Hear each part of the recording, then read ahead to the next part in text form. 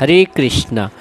कार्तिक मास में दामोदर मंत्र की जप का महात्म। शिव भगवान के तदंतर नवैध भोग लग जाने पर कपूर वासित जल से मुझे आचमन करावे, पान दे, हाथ धोने के लिए चंदन अर्पण करे, फिर पुष्पांजलि देकर भक्तिपूर्वक कपूर से आरती करे, मुकुट आभूषण आदि समर्पित करके छत्र च्यवन भेंट करे। श्याम सुंदर विग्रह वाले भगवान श्री विष्णु मेरे प्रति कृपा पूर्वक प्रसन्न मुख रहे, ऐसा ध्यान करते हुए अष्टाक्षर मंत्र का 108वां जप और स्तोत्र द्वारा भगवान का स्तवन।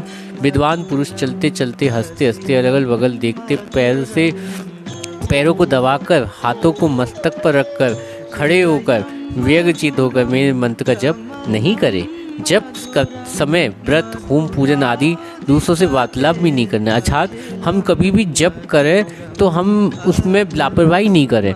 उसके लिए भी कई वीडियोस हैं, कहीं बताया जाता है भक्तों के द्वारा कि आप जब ध्यान पूर्वक कीजिए कभी, तो इस मारे ये हमारा भगवान से जैसे बातचीत होती है। तो जप का मतलब यही होता है हम भगवान से बात कर रहे हैं, और हम किसी से बात करते तो अगर हम इधर देखें उधर देखेंगे तो जिनसे हम बात कर रहे हैं उनको बुरा तो लगेगा ना, वो कहेंगे कि आप हमारे अपमान कर रहे हो। तो इस मारे हम भगवान से भी बात कर रहे हैं तो हमें भी इस बात का ध्यान रखना चाहिए। तो हम प्रीतिपूर्वक और ध्यानपूर्वक जप मंत्र करें, ना ही हम कोई खड़े होके या कैसे भी उल्टे सीधे काम करते करते मंत्र जाप कर रहे हैं मत कीजिए। आप आराम से कीजिए और बिल्कुल वार्तालाप ना करें किसी से बात करते में, जप करते में किसी से ज़्यादा वार्तालाप नहीं करना चाहिए। इससे जप का फल सहज गुना होता है और मेरे समीप अनंत गुना होता है, अर्थात इससे हमारी सिद्धि जल्दी से जल्दी होती है और हमारे भगवान के प्रति हमारे भगवान की भक्ति जल्दी से जल्दी बढ़ती है और अनंत गुना इसका फल मिलता है। इस प्रकार अगन महीने में भी मेरी पूजा करके जो प्रतीक्षणा करता है वह पग पग में 7 दीपों वाली पृथ्वी परिक्रमा का पुण्य फल पाता है।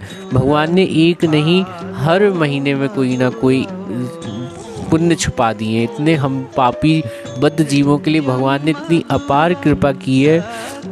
इसलिए देखिए अगन महीना में भी भगवान कहते हैं कि मुझे कोई प्रणाम प्रदक्षिणा करता है तो मैं उसको सब कुछ देने वाला हो जाता हूँ। पग पग में दीपों वाली पृथ्वी की परिक्रमा का फल मिल जाता है। सहस्र नाम का पाठ केवल एक बार जो नाम उच्चारण कर लेता है, अर्थात भगवान का जो एक बार भी कृष्ण कृष्ण बोल लेता है उसका भी बेड़ा पार हो जाता है। जो भक्त मेरी प्रेम पूर्वक परिक्रमा भी कर लेता है वह प्रदक्षिणा पाप को भस्म कर डालता है। जिसने भक्ति भाव के साथ मेरी 108 परिक्रमा की उसने उत्तम दक्षिणा वाले संपूर्ण यज्ञों का अनुष्ठान पूरा किया। अब तुम एक गूढ़ रहस्य की बात सुनो।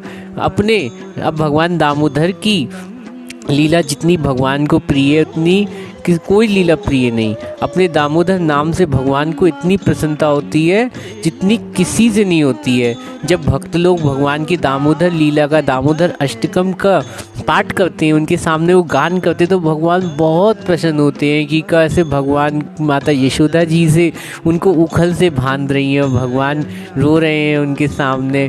तो भगवान ये सुन के बहुत प्रसन्न होते हैं और उनको वो लीला का आभास होता है, तो वो बहुत भक्त के प्रति उनका प्रेम आता है। इसी मारे भक्तजन उनकी प्रसन्नता के लिए इस लीलाओं का गान करते हैं। भगवान अपनी लीला सुन के वो भी मंत्रमुग्ध हो जाते हैं। इस मारे हम भगवान की भक्तों की लीलाओं को हमेशा गान करना चाहिए। जब भी हर जगह आप देखेंगे कीर्तन में भगवान की लीलाओं का गान होता है। और भगवद गीता में भी कहा है जन्म कर्म च दिव्य में यो वेति तत्वता तयत्व देह पुनर्जन्म नैति मामेति सो अर्जुना, अर्थात मेरे जन्म कर्म जो भी है मेरे में सब दिव्य होते हैं। कोई आम मनुष्यों की तरह मेरे कर्म नहीं होते हैं। मेरे जितने भी जो भी कर्म किए होते हैं, मेरा जन्म लेना और जो भी मेरे भक्त इन कर्मों का इन लीलाओं का गान करते हैं वे जन्म मरण से भी छूट जाते हैं। इस मारे भगवान की लीलाएं कोई आम लीलाएं नहीं होती हैं। ये सब कथा कोई आम कथाएं नहीं है। आप वीडियोस और भी सुनते हैं उसमें जो कथाएं होती है वो कुछ नहीं मिलेगा आपको सुन के।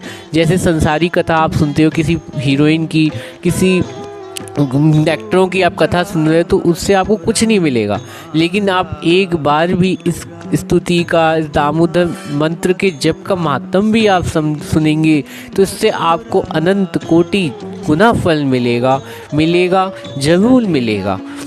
ये एक भक्त का विश्वास है ये कभी नहीं टल सकता है। जो भी इसको सुनेगा प्रीति पूर्वक, कैसे भी एक बार भी पूरा सुनेगा तो उसको जरूर अनंत गुना फल मिलेगा, कभी नहीं टलेगा। हाँ, हो सकता है आपको देर से मिले, लेकिन मिलेगा ज़रूर।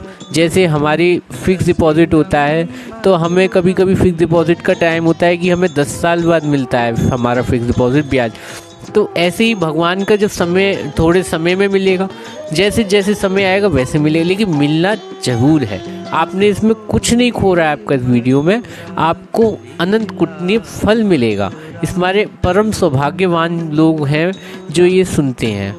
महासौभाग्यवान तो वो हैं भक्त जो ये सुनते भी हैं और दामोदर की पूजा भी करते हैं, वो महासौभाग्यवान है।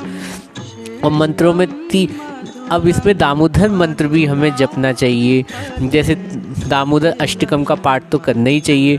और दामोदर मंत्र जो प्रतिदिन एकाग्रचित हो, सूर्य काल में पवित्रता पूर्वक आप भगवान की जैसे सेवा पूजा कर रहे हैं तो उसमें दामोदराय नमः, या आप इसका 108 बार जप भी कर सकते हैं। ओम दामोदराय नमः, दामोदराय नमः, दामोदराय नमः, इसका जप कर सकते हैं।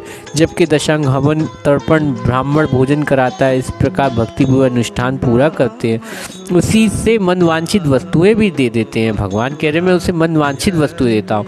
दामोदराय नमः, इस मंत्र का भी जप करते हुए प्रतिदिन मेरी प्रदक्षिणा दक्षिण की भांति दंड की भांति पृथ्वी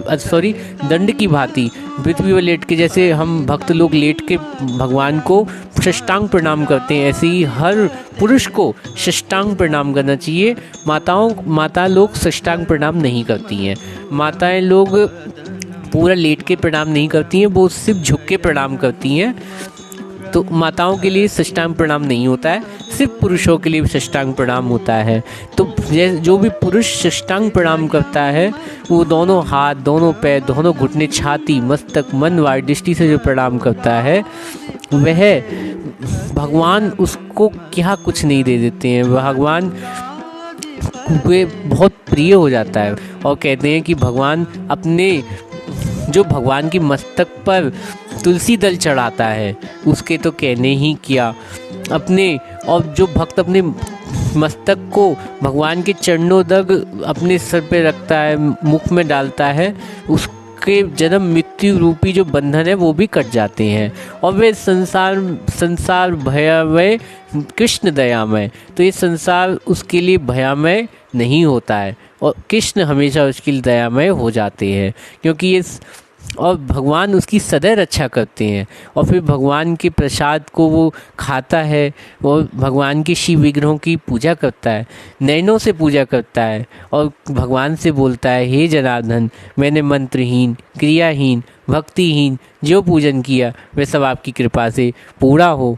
विष्णु सहस्र नाम, भीष्म स्तवज जो भीष्म जी ने स्तवन किया था, गजेंद्र मोक्ष, अनुस्मृति, गीता, ये 5 प्रकार के स्तोत्र अभिष्ट हैं। इन्हें सुनकर भी मुझे बड़ी प्रसन्नता होती है। जो मनुष्य एक बूंद भी शालिग्राम जल पी लेता है वह मोक्ष का भागी होता है।